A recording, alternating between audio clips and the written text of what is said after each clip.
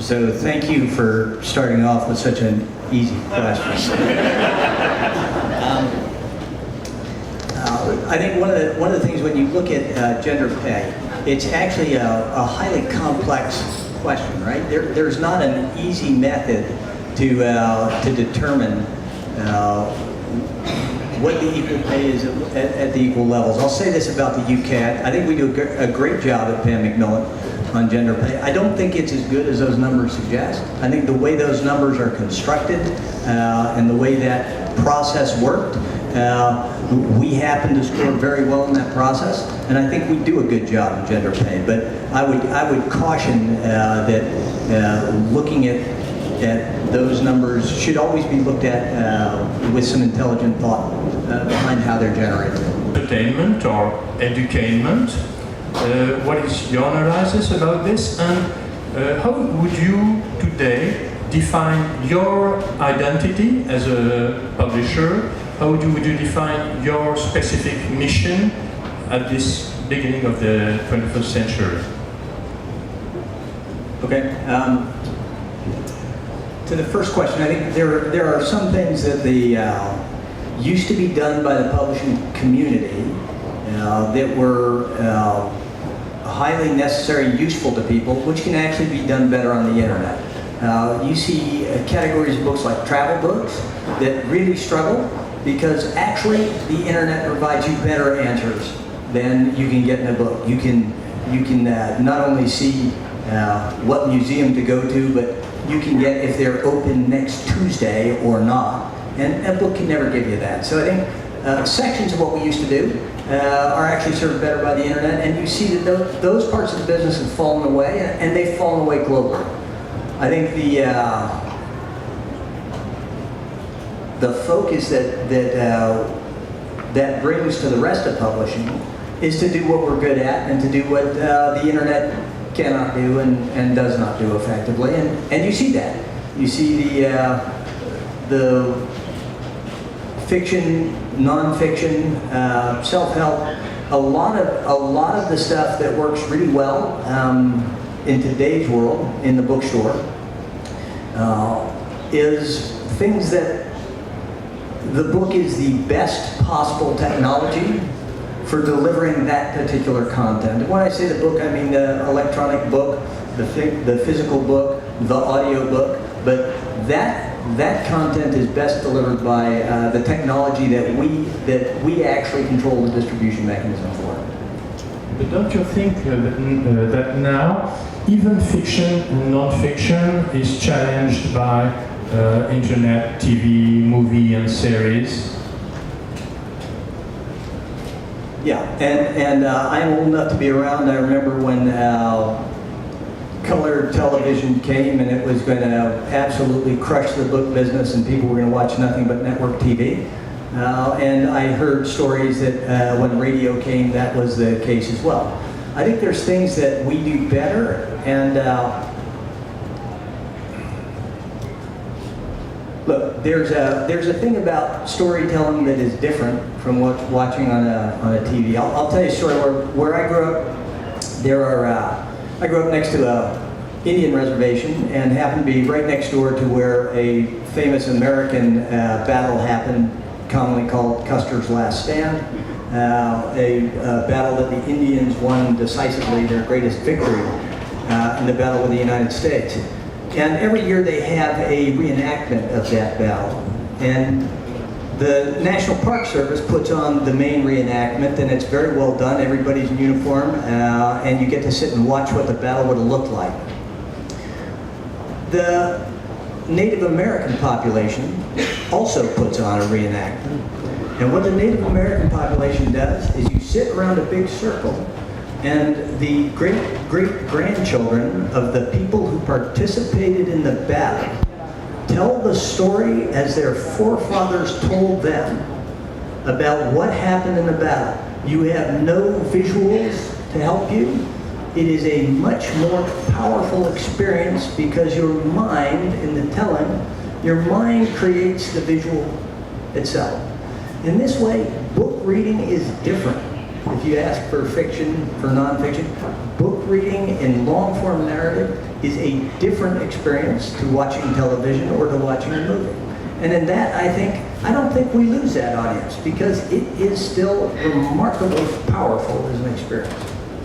So do you mean that to keep their positions, publishers have to develop this type of long time reading? I mean, trying to avoid this, just short stories and things like this. They have to provide something more fundamental? Yeah, if you look back 10 years ago, we were already worried that the long-form book, the attention span was getting shorter and shorter.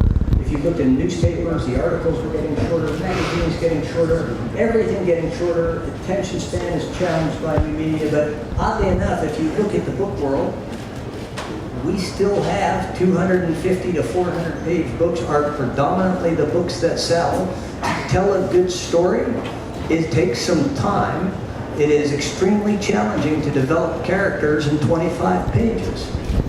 But don't you think there is a risk that the young authors, the young artists invest more in the new way of going to the public? I mean, through videos and so on, and less through books, which means a risk of weakness of creativity among the book industry? I'd say I don't see it. I don't see it at all. If you look at self-publishing out there in the world, millions and millions of people are writing and publishing their own books, taking all that effort and pouring it into the book. From personal experience, I cannot tell you how many people come up to me and say, I've written a book, or I'm going to write a book, wouldn't you please publish it? I think there's an incredible innate value in what we do. So no, I actually do not worry much about the creative energy of the coming population not being focused on books. We have tremendous work being done by young authors. Some of the most creative people out there pouring their energy into books. I don't see that changing. Thank you. Are you talking to Netflix and Amazon Studio? And if so, are these conversations different than previously talking to Hollywood? So for the most part, we don't control the rights, so we aren't doing the direct selling frequently. No, not just selling, but talking. At the end of the day, Hollywood and the new studio, what I think of as new studios, if you look at the amount of the properties that are being developed based on books, it's extraordinary.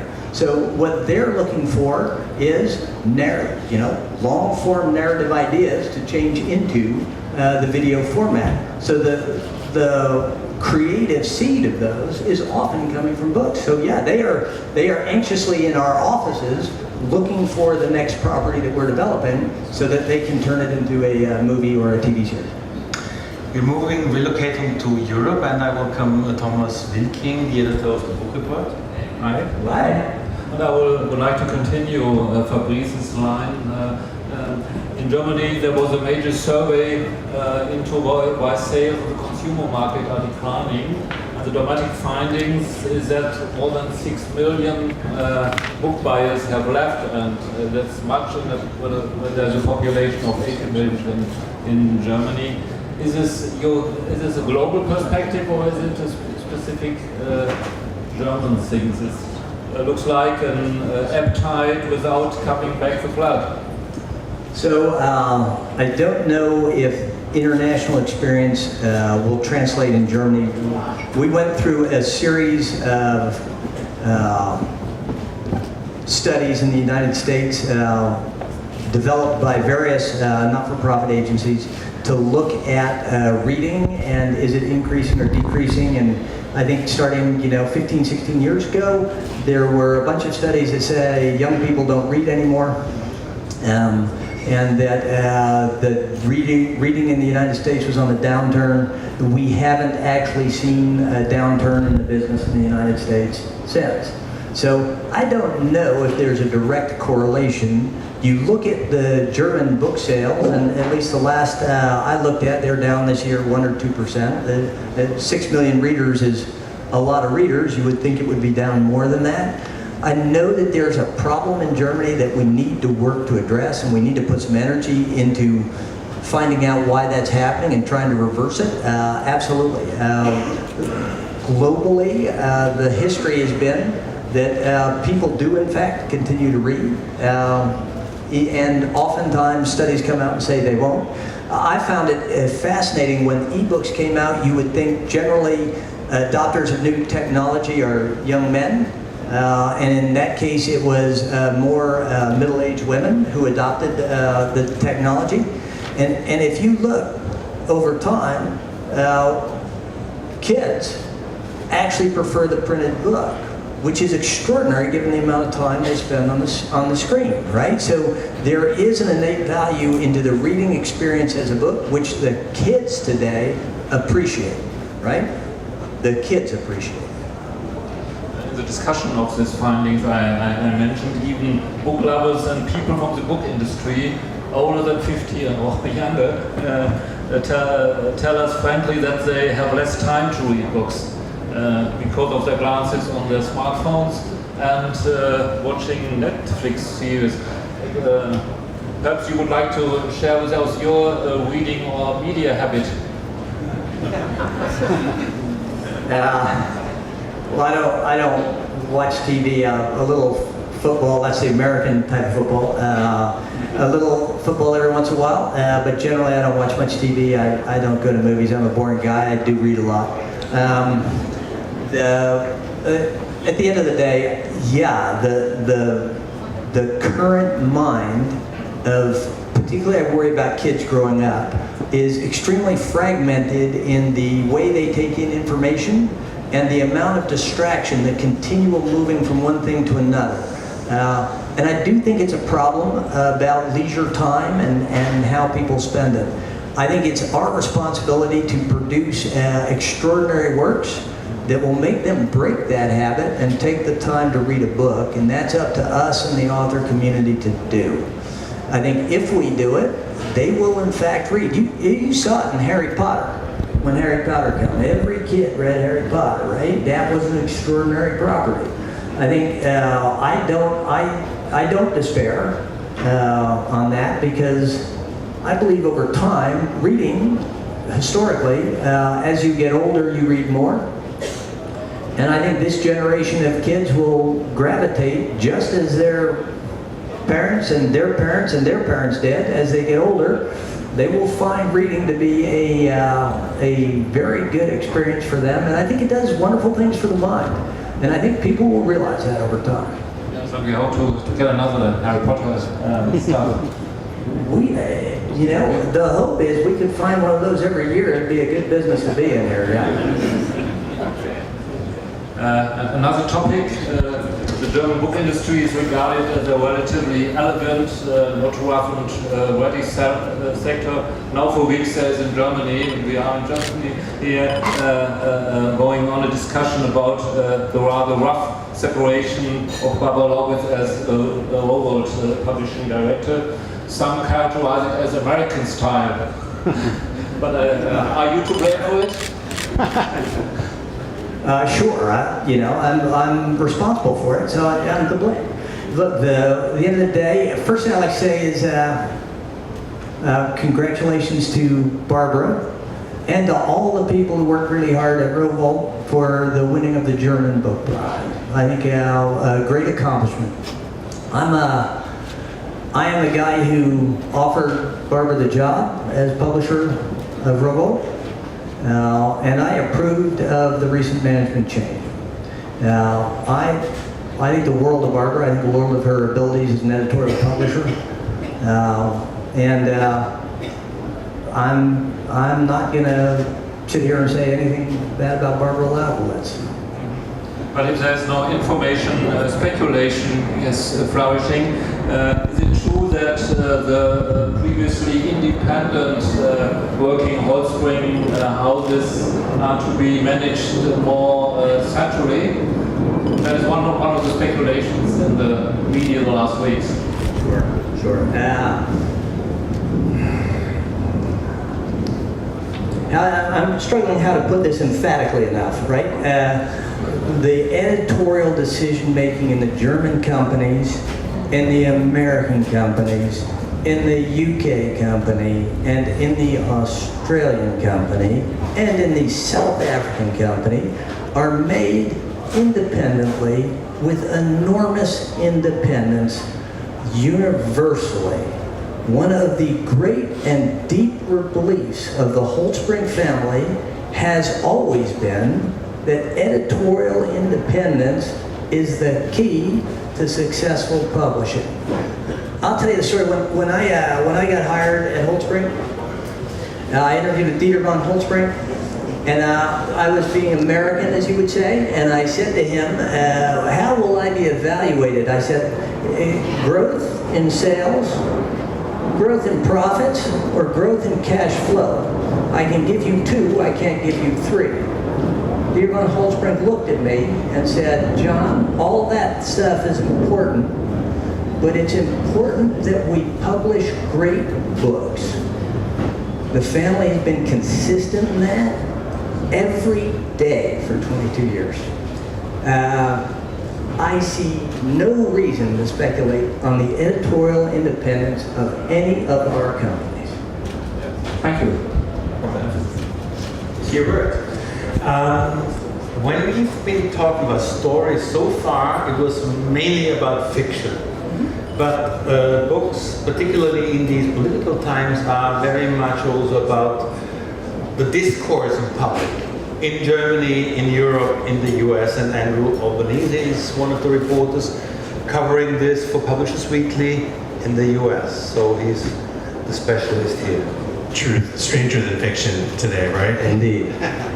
So I have been appointed to ask you about Donald Trump. So one of the easier questions you'll get today. You see, I started with the easy part. Specifically, you're running with the Trump administration earlier this year when he tried to block publication of Fire and Fury. So we talked about it a little bit at Book Expo this year. You were on a CEO panel there, and you said, and I have a quote here, your first reaction was, in all honesty, my first reaction was, we're going to sell a shitload of books. That wasn't very statesmanlike. Is that accurate? Oh, yeah, it's Yes, unfortunately, that is a correct quote. But you also wrote a very eloquent memo to your staff explaining the decision, and you spoke about it very eloquently then. So for people who may not know the background of that story here internationally, can you talk a little bit about what it was like getting a cease and desist letter from the president and how you handled it? So the quote is correct. I sometimes, I don't know, cease to realize that I have this responsible position and just respond the way I would normally. Please feel free to do so. So the first thing I thought when it came in was indeed a commercial instinct. But then it very quickly struck me that this was actually an extremely serious matter, right? If you think what happens in the world when a dictatorship comes in or a democracy fails, often the very first step is the government suppressing the press on any topic that is negative to the government. So I thought about that for a while, and I thought, am I overreacting to that? And I concluded that I wasn't. And the reason that I wrote the memo I did to the staff was I thought the freedom of speech is the very foundation of democracy. And that in today's world, the way it's polarized, at least in the United States, the way it's polarized, there is less and less appreciation of the importance of freedom of speech as people become concerned that their point of view be yelled as loud as possible, and only their point of view be yelled as loud as possible. And I thought there was a chance to try to educate some of the people in the company about what our grave responsibility is as people who control, call it the long-form press, right? So I got considerable help from the National Coalition Against Censorship. They provided me all the Supreme Court cases and all the justices' opinions. And I went home and I thought about how can I tell people in a resounding way not from me, but from the nation itself. The importance of the function that we serve that is not a commercial function, is not a literary function, is not a cultural function, but the function to help protect the democracy. So that's why I wrote it, and I did struggle with the last line. I put in something quite childish, sort of a taunt at the president, and my wife managed to convince me that that was not statesmanlike and I shouldn't do that. But it was an intent to say bluntly, that it was unacceptable to us, it should be unacceptable to every employee, and it should be unacceptable to every citizen in America, no matter how they vote. In politics, freedom to publish, freedom of the press have been very important issues here in Frankfurt for some time. I think in the US we've taken them for granted a little bit until recently. Have you thought about these issues much before they affected you personally, before you got a letter from the president? No, look, I'm a firm believer that both sides of every argument should be represented, right? In the United States now it's difficult. We have a population in our company, works in our company, who is extremely, call it liberal East Coast point of view, horrified by the president, horrified by everything he does. We have another segment of the population in the warehouse in Virginia that I would guess is 80% Trump voters. And we are all in this enterprise together, right? And one of the things I feel a deep obligation to is to tell both sides of the story. That is our function here. It is not to simply do books that tear down President Trump, but it is also to publish books that look at the other side for the other 50% of America. There is a danger if what you would call the media, the East Coast liberal media elite, publish only for the audience that thinks like them, that the other side of the story will be left behind, and that will cause people to say, geez, I'm not heard. They're not publishing books for me. Who are these people and why should I pay attention to them? That's dangerous. So I think about it a lot in that regard. I don't think of it particularly as, I don't spend a lot of time ever thinking, geez, could the president actually become an authoritarian figure as opposed to a democracy here? It is still hard as an American. It's hard to comprehend. When I come to Germany and I talk to the many people I'm friends with here, it becomes a lot easier to comprehend because there's a different experience here.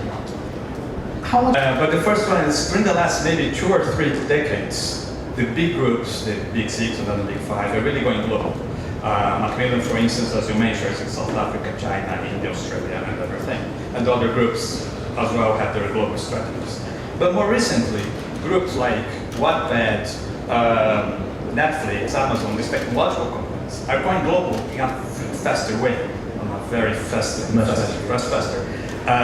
More recently, Storytel, for instance, from Sweden. So my question is, are the publishers going global fast enough? They still should be trying to fight this or to run this race with this other company? Is going global still a necessity? What are your comments on that?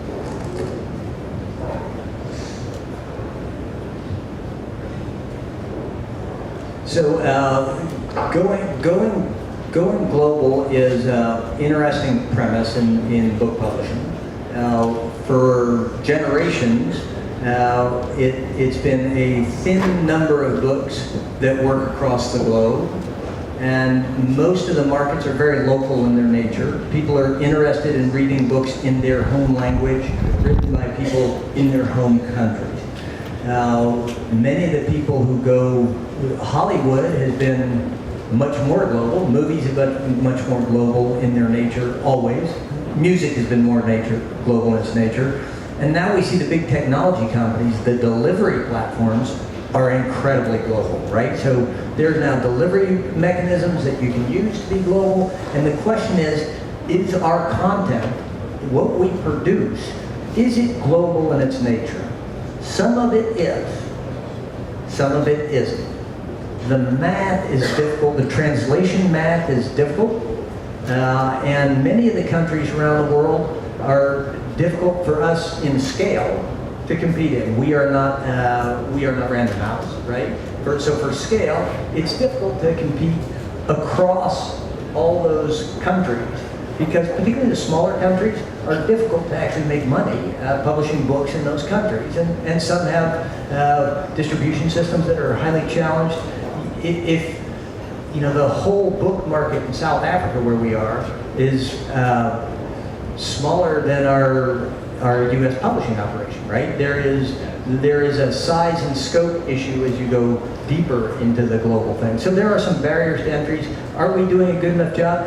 Probably not.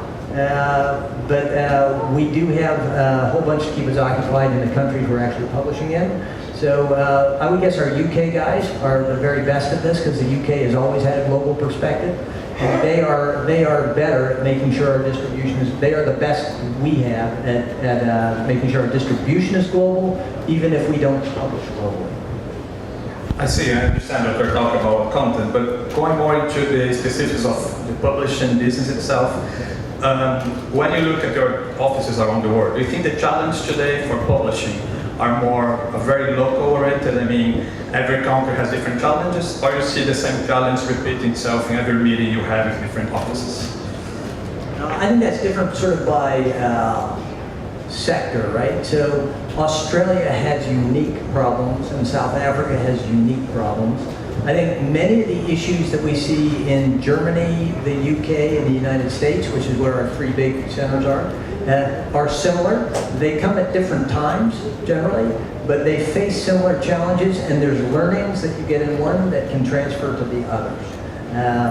But when you get farther afield, for instance, South America, very, very difficult for us to, much better for us to sell our content to a South American publisher who is passionate about the book and has the channels of distribution set up than for us to go and set up in South America. So, one, we need to reach readers wherever they are in whatever format they choose, whether they want to listen to it in audio, whether they want to read it on a device, whether they want to read a book. Our job as publishers is to get the broadest possible distribution. So I embrace ebooks as another format, and it's an important format in a couple of ways. One, to reach people who might not normally read books, or might choose to read books that they don't want people to see the cover of and prefer to read an ebook because of that reason. There are any number of reasons that people choose to read on ebooks, and we should support that. The other thing to be cognizant of is the power of ebooks to change the ecosystem as we know it today. And they are still tremendously powerful to do that. Fire and Fury is actually a good example of that.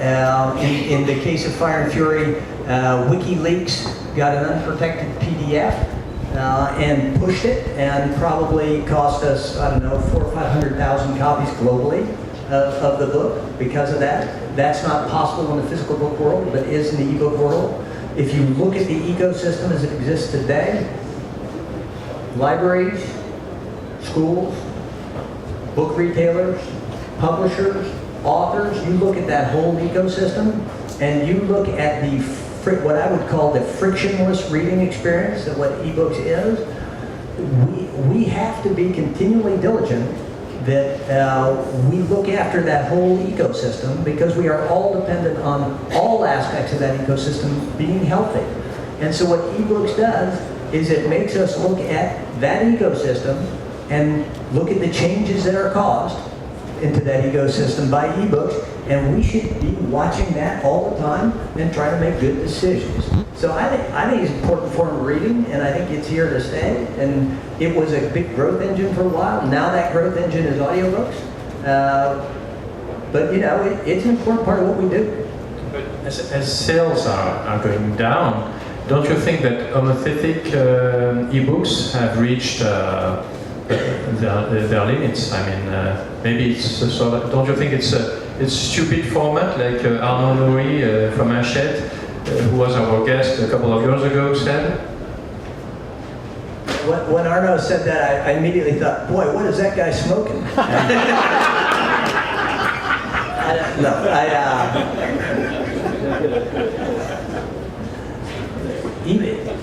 The important thing about ebooks is not the revenue figure that you see published, right? It is not the fact that the total revenue in the United States, the total revenue in the UK, the total revenue in Italy or France is going down in ebooks. The thing to look at with ebooks is how many people are reading them. What are the unit sales of ebooks, and how many aren't sold at all but are being read for free, right? Look at the amount of people who are reading books on ebooks. I would bet if you did your math on that, you would find that ebook sales are not growing exponentially anymore, but they're still growing. Audiobooks seems to be one part of the future of ebooks. How do you see this evolution of the audiobook market? I think it's great. I think it has long been sort of a side format, and now it's coming into the mainstream more. I think it'll be driven by the devices that are being put in homes and cars, and sort of the seamless flow of audio into the world today. I think that will encourage people to listen. And I think it's a powerful and different experience.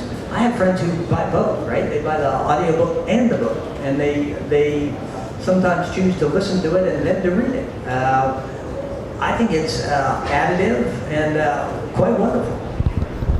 Thank you. Hi, my name is Eva Schweitzer. I'm a journalist and a small publisher. I have a question about Jeff Bezos. I think the name rings a bell. Yeah. He had a big public feud with Donald Trump. So Trump thinks Bezos is out to get him, Washington Post. He wants to curb Amazon's cargo. So what is your opinion? With whom would you side if you had to? Who will decide? No, With whom would you side? Would Well, you who would rather I be? side with, Donald Trump or Jeff Bezos? Not that I want you in trouble or anything. I think I'm going to go with a no comment. I don't see how I win answering that question. And the second? Hi, my name is Antoine Aurier. I work for the website actuality.com. A few months ago, Tor, which is an imprint of Macmillan, decided to add a delay between the publication of its books and the moment those books were available for e-lending in the US libraries. At that moment, when that announcement was made, it was said that e-lending was cannibalizing the sales of the digital sales of books, and it was also said that there would be much more data to prove that point. A few months later, we're still waiting on the data, but can you give us some insights about this decision and maybe why it was made simply? Sure. We look, as I was saying earlier, we look at the reads of ebooks as opposed to looking at the unit sales. We look at who's reading them, where they are, how many units are reading, and we have seen a corresponding almost one-for-one growth in library reads, and that goes along with the decrease in the sale of ebooks. So it becomes a matter of concern for us, and we're looking at it. We're testing to try to get some good numbers and figure out what's going on in the marketplace, and that's what we're in the process of doing. I think we were pretty clear that we weren't going to say anything until we got our testing done, until we analyzed the figures, and we weren't going to make any new decisions on how we're going to sell our books or where we're going to sell them until we were done with the analysis. And it's about a 3-month testing period, and then we'll make some decisions. Thank you. As I said, unfortunately we have to wrap it up here, but let's just share one little thing that I learned when I came here to have our conversation, talking to an Indian colleague who told me right now in India there are more people reading, on their phones of course, published materials in domestic Indian languages than in English in India. That's a huge population. And one of my concerns is always, I think we still have too much focus on the same languages, the same voices in that industry. How do you feel about this? As regard to the Indian population? Widening our vision of publishing to more cultural tonalities, to more original languages, to more, to different stories. So I think different countries will want to have their local populations published locally. We see that in everywhere we publish. The local publishers want to have their voices published. I think there's a lot more to do in translation. There's a lot more to do in actually within the countries that we work in getting, instead of bringing in from India, there's a large population in the United States, for instance, who has stories that would be relevant to that population. We have to make sure we do the work of finding those stories and publishing those stories. And look, it's the right thing to do, but it's also the self-interested thing to do. As time goes on, you will need to appeal. The book has to appeal to everyone. Both sides of the political spectrum, every element of society, every type of person. We have to appeal. Our job is to produce books that appeal to the whole population. And the whole population 10 years from now is not going to look like the whole population today. If we don't adjust to it, we won't do well. John, thank you so much to be open for such a wide range of topics and questions. Thank you to you for your patience, and I wish all of us a good fair in Frankfurt.